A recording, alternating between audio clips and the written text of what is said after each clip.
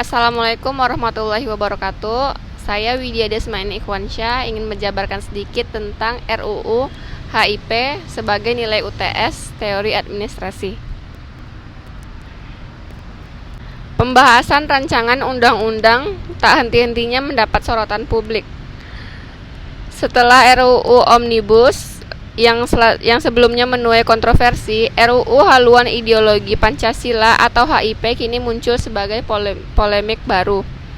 Meski pembahasan RUU HIP telah ditunda, kontroversi tentang RUU ini masih terus terjadi. Bahkan pada Rabu 24 Juni 2020, ribuan orang mengikuti aksi penolakan RUU HIP di depan Kompleks Parlemen Senayan, Jakarta. Dalam catatan rapat Badan Legislasi Pengambilan Keputusan atas penyusunan rencana undang-undang tentang haluan ideologi Pancasila 22 April 2020, RUU HIP merupakan usulan DPR RI dan ditetapkan dalam Prolegnas RUU Prioritas 2020. Usulan RUU tersebut dilatar belakangi oleh belum adanya landasan hukum yang mengatur haluan ideologi Pancasila sebagai pedoman kehidupan berbangsa dan bernegara. Selain dianggap tak memiliki urgensi, banyak pihak menilai RUU HIP berpotensi menimbulkan konflik ideologi. Dalam RUU tersebut ada 10 bab yang terdiri dari 60 pasal. Yang pertama, ketentuan umum memuat 1 pasal. Yang kedua, haluan ideologi Pancasila memuat 5 bagian dan 17 pasal. Yang ketiga, haluan ideologi Pancasila sebagai pedoman pembangunan nasional memuat 15 pasal. Yang keempat, haluan ideologi Pancasila sebagai pedoman sistem nasional ilmu pengetahuan dan teknologi memuat 3 pasal. Yang kelima, haluan ideologi Pancasila sebagai pedoman sistem nasional kependudukan dan keluarga memuat 3 pasal. Yang keenam, pembinaan haluan ideologi Pancasila memuat 3 bagian dan 15 pasal.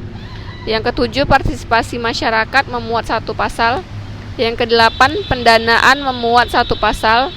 Yang kesembilan, ketentuan peralihan memuat 1 pasal. Yang kesepuluh, ketentuan penutup memuat 3 pasal. Yang menjadi polemik saat ini yang pertama adalah Trisila dan Ekasila.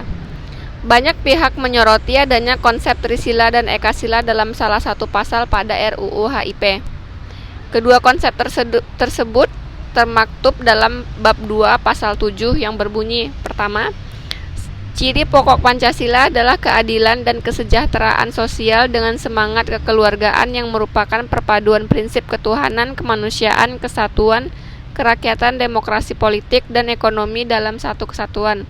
2. Ciri pokok Pancasila berupa Trisila, yaitu sosionasionalisme, sosiodemokrasi, serta ketuhanan yang berkebudayaan.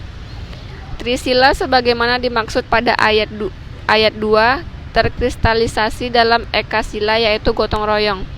Di antara pihak yang menyoroti 2 konsep tersebut adalah Sekretaris Jenderal Majelis Ulama Indonesia, Anwar Abbas.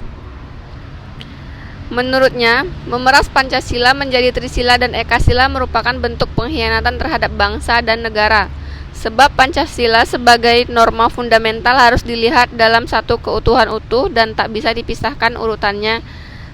Bahkan urutannya pun tak boleh diubah. Yang kedua, tak ada TAP MPRS nomor 25/MPRS/1966. Menteri Koordinator Bidang Politik, Hukum, dan Keamanan Mahfud MD mempertanyakan tak adanya TAP MPRS nomor 25/MPRS/1996 dalam RUU HIP itu. Menurut Mahfud, TAP MPRS yang mengatur tentang larangan ajaran komunisme, Marxisme itu merupakan produk hukum mengenai peraturan perundang-undangan yang mengikat.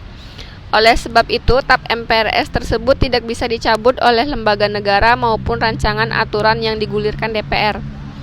Sikap serupa juga disampaikan oleh NU, Muhammadiyah, dan sejumlah fraksi partai.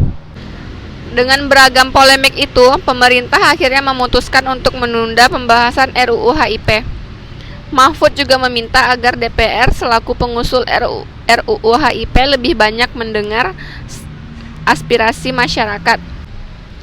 Lalu menurut saya, Pancasila tidak boleh dijabarkan menjadi Trisila dan Ekasila, karena pada akhirnya bisa menimbulkan multitafsir. Karena seperti yang disebutkan oleh Syarif Hasan, prinsip dasar Pancasila dalam RUU HIP yang berbeda dengan prinsip dasar yang tercantum dalam pembukaan Undang-Undang Dasar 1945.